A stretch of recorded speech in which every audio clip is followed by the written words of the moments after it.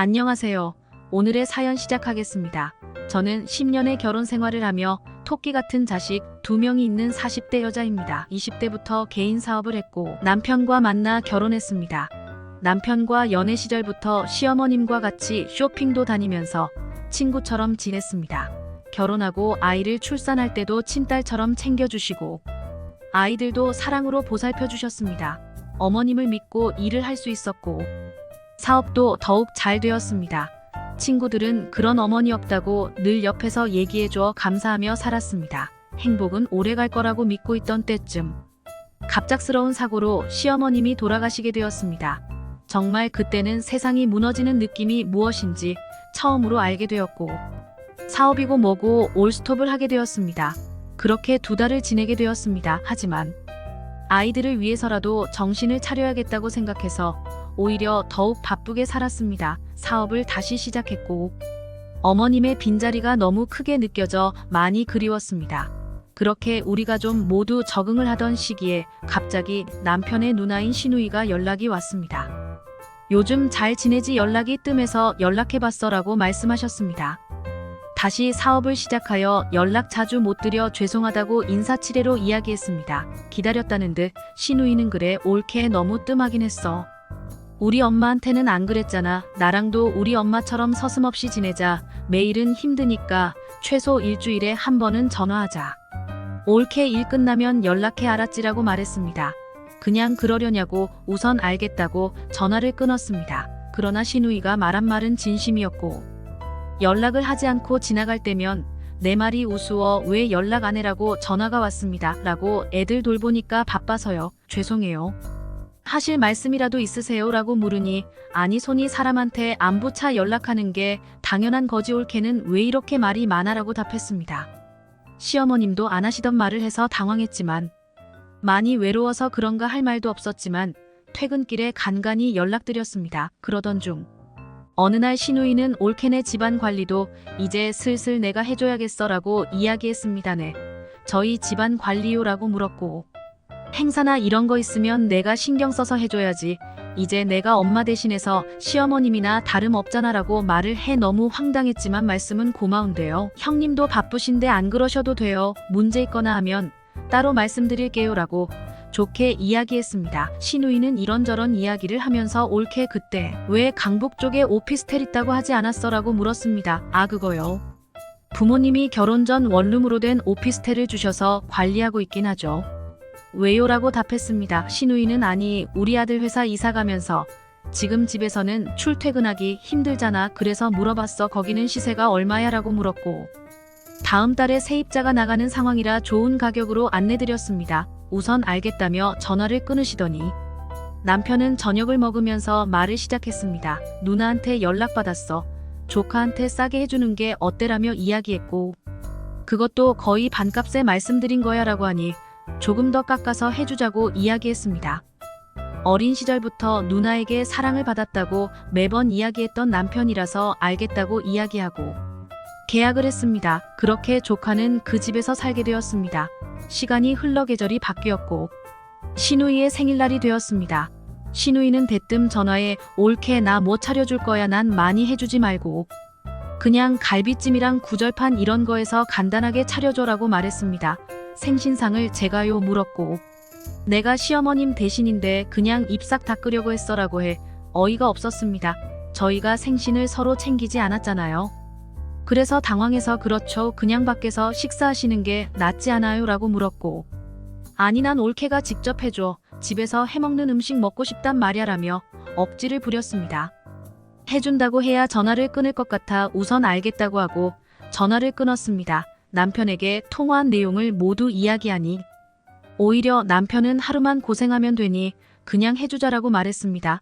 남편의 태도에 화가 났지만 싸우고 싶지 않아 알겠다 마무리하고 생일날 몇 가지 음식을 하였습니다. 그래도 스스로 뿌듯해하고 있는데 시누이는 이거 왜 이렇게 짜? 직접 한 거 맞아?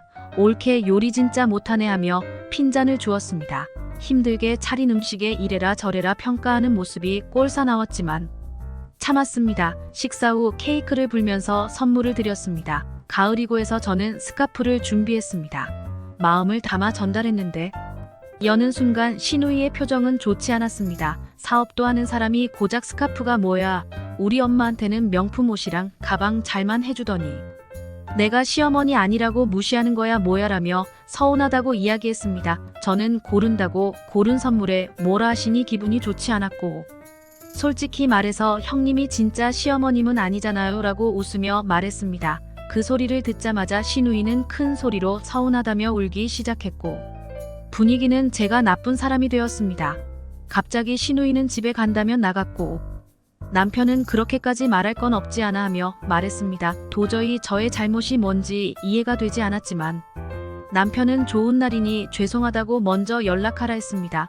다음 날 먼저 신우이에게 연락을 했고 신우이는 그래 어제는 나 너무 서운했어 라고 이야기하며 자신이 받은 가방에 있다며 같이 백화점을 가면 좋겠다고 이야기했습니다. 진짜 사람이 어쩜 저리 뻔뻔하지 생각했지만 남편이 사이좋게 지내라고 했던 말이 생각나 알겠다고 했습니다. 그렇게 원하는 선물을 다시 사드렸습니다. 그래도 양심상 고맙다고 하시겠지 했지만 오히려 진작에 좋은 선물해주면 좀 좋아하며 말했습니다. 그렇게 뻔뻔한 형님의 생일도 끝났지만 매번 이러는 거 아닌지 걱정이 되긴 했습니다.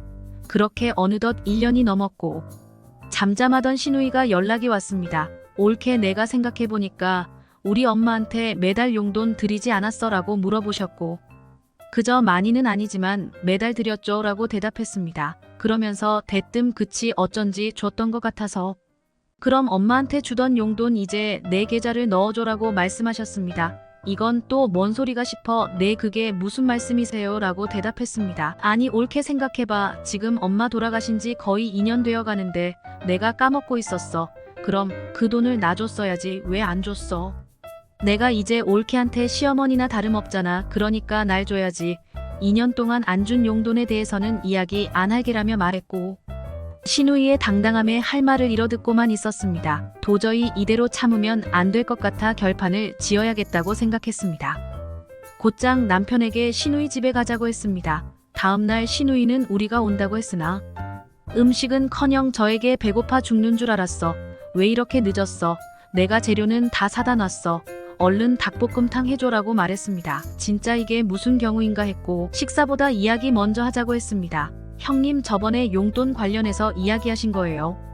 전 그게 너무 이해가 안 돼요 하며 이야기를 시작했습니다. 신우이는 그게 왜 엄마한테 주던 거 나한테 달라는 건데 내 말이 어려워라고 말했습니다. 말이 어렵다는 게 아니고 시어머니한테 드리던 걸 왜 형님을 드려야 해요 라고 말하니 내가 윗사람이고 이제 엄마 대신이니까라며 대답했습니다.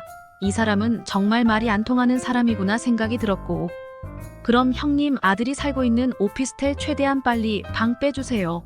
저 돈이 없어서요. 다른 사람한테 세 받아서 용돈 드릴게요 라고 답했습니다.